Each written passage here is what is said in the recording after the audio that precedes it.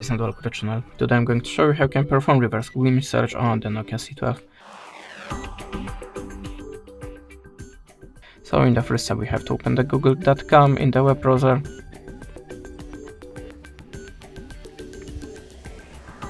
And now it's a very important step, so don't forget about that. Switch your web browser to the desktop site. In the Google Chrome you have to click here on the three dot icon or arrow icon and choose desktop site.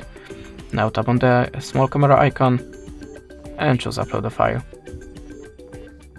Then add permissions to the files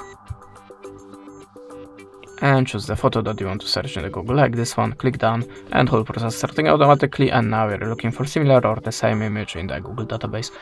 That's it. Thanks for the watching, leave us a subscribe or a comment, and goodbye.